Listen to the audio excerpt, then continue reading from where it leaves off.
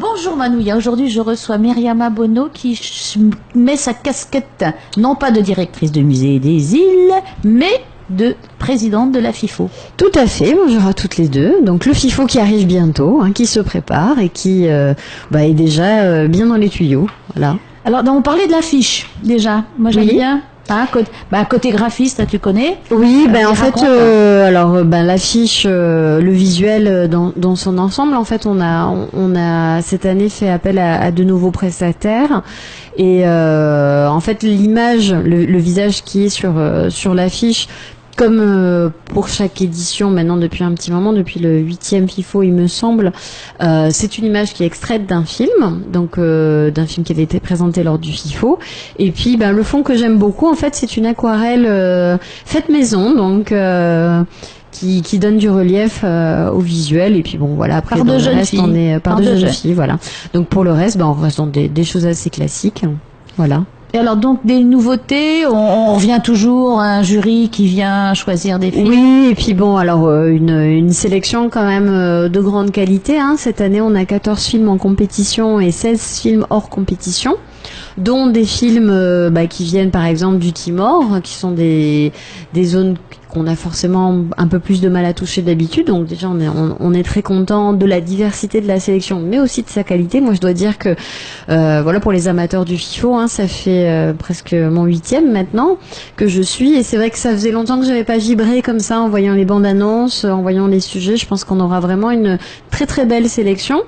Et puis derrière aussi des nouveautés, puisqu'on va reconduire un des grands succès du FIFO qui est la nuit du court-métrage océanien, donc des courts-métrages de fiction.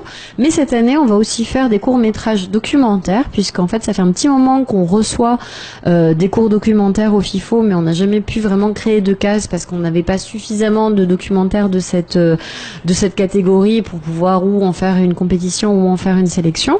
Et donc cette année il y aura la première nuit du cours documentaire océanien qui sera le lundi, et qui sera doté d'un prix, puisqu'on invitera, comme pour la nuit du court-métrage océanien, le public à venir voter et voilà, après choisir son meilleur film. On a aussi beaucoup donné l'accent dans les ateliers sur la jeunesse, pour encourager les jeunes à s'intéresser à l'audiovisuel, puisque c'est vrai que maintenant on est déjà à la 15e édition, donc on s'en rend pas toujours compte, mais il y a quand même toute une génération d'enfants qui ont grandi avec le FIFO, qui l'ont vu au collège, qui l'ont ensuite vu par exemple quand ils étaient étudiants de l'ICEP.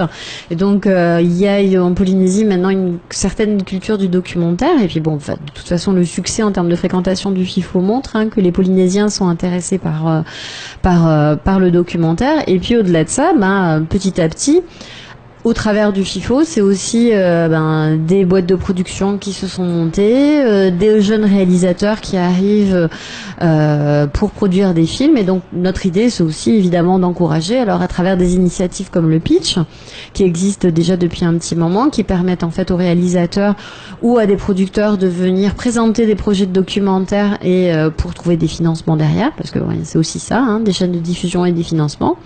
Et puis depuis quelques années, on fait aussi des concours de scénarios, alors qui jusqu'à présent étaient orientés vers le grand public, et qui cette année seront plutôt orientés vers les scolaires. Donc pour aussi leur apprendre dès le plus jeune âge à écrire, puisque le scénario, c'est l'atelier marathon d'écriture. Voilà, l'atelier marathon d'écriture, puisque évidemment c'est une discipline particulière. Donc voilà, il y a eu aussi un concours qui a été fait pour des scénarios qui vont être tournés pendant le FIFO, qui vont être sélectionnés et tournés pendant le FIFO.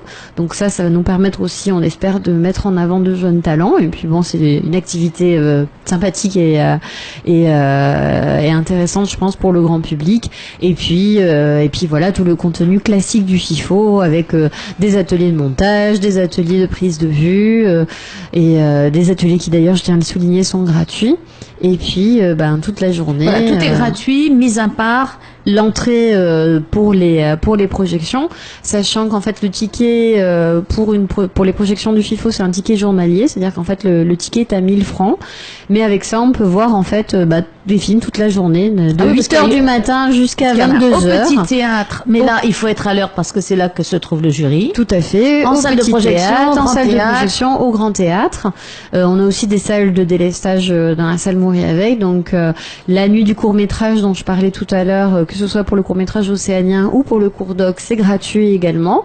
Donc voilà, il y a énormément de choses qui sont gratuites, qui sont la vocation du FIFO, c'est d'être accessible au plus grand nombre. Hein. Donc on essaye vraiment de mettre en place des dispositifs pour que tout le monde puisse venir profiter de cette manifestation. Alors le jury cette année.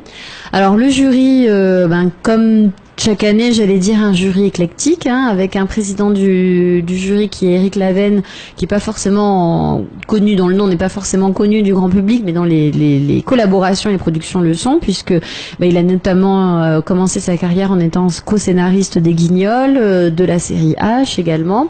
Depuis quelques années, il est réalisateur et scénariste de ses propres comédies. Donc par exemple, l'une de celles qu'il a faites récemment, c'est Retour chez ma mère. Donc ce sont plutôt des comédies à grand succès, hein, mais voilà, mais avec permet... du fond quand même. Oui, bien sûr.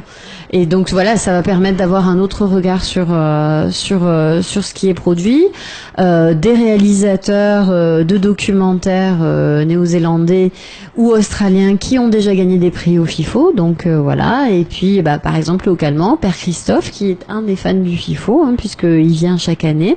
Et puis Noël Atau de Polynésie Première, puisque chaque année on prend aussi des professionnels locaux qui connaissent le bassin polynésien pour venir juger des films et aider le jury dans leur choix, parce que oui, pour donner un petit peu la touche, je veux dire, pacifique. La touche pacifique, oui. Océanienne. Alors, là, cette année, c'est un jury très pacifique, hein, puisque à part Éric Lavenne, tous les autres sont soit des gens qui vivent dans le Pacifique ou qui le connaissent très bien pour y avoir vécu toute leur vie. Donc là, cette année, on a un jury très très pacifique et très océanien.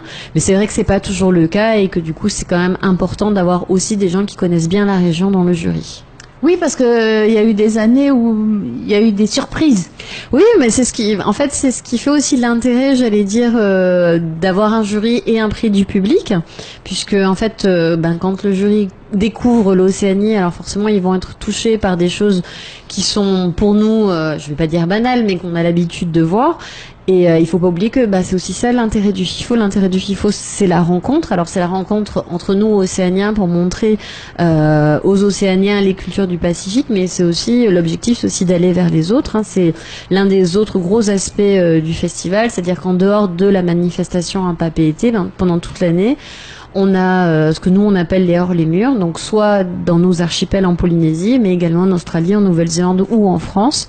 Et du coup, avoir un jury qui a un autre regard sur l'Océanie, ça peut aussi être pertinent et intéressant. Oui, c'est toujours intéressant de se dire, mais finalement les autres dehors, ils nous voient comme ça. C'est ça, où ils sont touchés par des choses qui nous semblent ou banales ou moins intéressantes, et c'est vrai que très souvent le prix du public et le prix du jury ne sont pas le même, et ça montre bien en fait que le public réagit avec son cœur, et le jury prend en compte d'autres considérations qui sont pas toujours ceux qui nous des critères techniques, prise de vue. Oui, mais souvent il y a aussi en fait je l'ai noté, hein, la portée universelle du sujet, c'est-à-dire qu'on s'aperçoit que hormis quelques rares exceptions, en général le film qui gagne le grand prix du FIFO traite d'un sujet qui en fait est universel.